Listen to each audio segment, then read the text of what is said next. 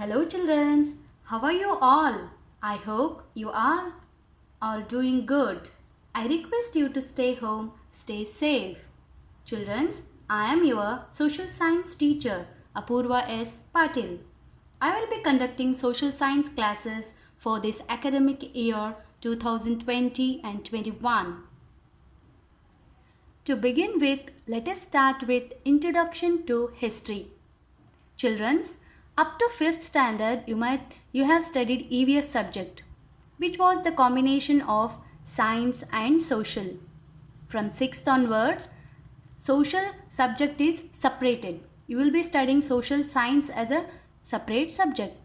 So to begin with, let us start with the Introduction to History. So first of all, let us know what is this social science mean. Social science, it is nothing but the scientific study of human society and social relationship. This social science is divided into history, geography, civics. So what do you mean by history? History is nothing but the systematic presentation of past events. Geography is the study of Earth and its people. Its features are things like continents, seas, rivers, and mountains. So what is this civics? Civics is the study of human rights and responsibilities of citizen. It is all about the government. So in this topic, we will be glancing on what is history, importance of history, and what are the source materials of history.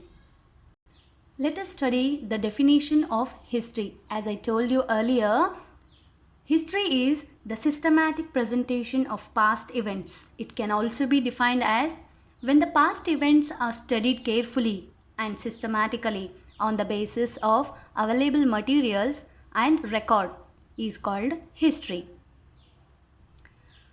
It tells the failures and success of humans in that journey. While explaining the historical incidents, the accuracy of time, place, and person is mentioned. This means when the incident took place, where the incident took place, and by whom. These would be clear in the history.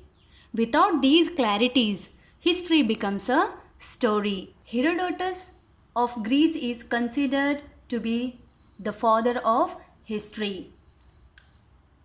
He was the first person to show the world how to construct this immensely valuable history.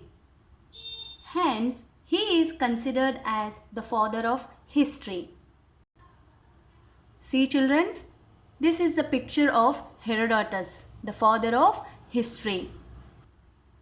Students, what happens if you touch the flame of fire? It burns, doesn't it?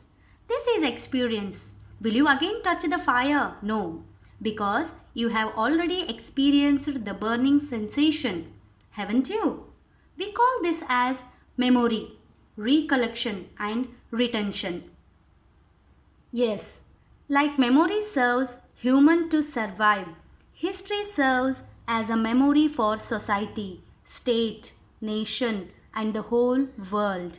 History is a record of good and wrong decisions, joyful and sorrowful experiences, and the difficulties faced by our ancestors. Besides, it warns the future decision-making process. Children's, India is ruled by many kings, emperors like Ashoka, Akbar. We study them in the history. But can you think who has written them? We don't know them, isn't it? So, who has written about their lifestyles?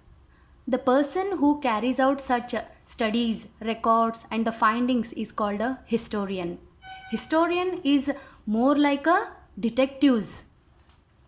Historian use historical evidences to be particular and authentic about history. There cannot be history without sources. Historians arrange the events in chronological order, that is, events first followed by events that happened later. Sources of history can be classified into two groups: literary sources, that is, literature means the written or orally conveyed information. It means the historians, they have collected evidences, clues, and they have gone writing in the books. So these are called literary sources. Next, second one is archaeological sources. The physical remains of the things used or the constructed structures in the past. This may be monuments, coins, inscriptions. Now let us study about what is the importance or significance of history. Why we should study history? So, history serves as a memory for the society, nation, and the whole world. History is a record of good and wrong decisions, joyful and sorrowful experiences, and the difficulties faced by our ancestors. So, the children's, this is a chart of sources of history. How the sources of history is divided. So, firstly, sources of history is divided into two types, that is literary sources and archaeological sources. In literary sources, it is further classified into written literature and oral literature. So, written literature can be native literature and foreign literature. Oral literature can be Lavanis, folk tales, historic legendary. In archaeological sources, again further it is divided into monuments, coins, inscriptions, other archaeological remains. In history, we find dates with BC or AD. BC is the short form of before Christ and AD is the short form of Anno Domini. Children's, now little work for you people. I have given you worksheet number 1. You have to answer these questions.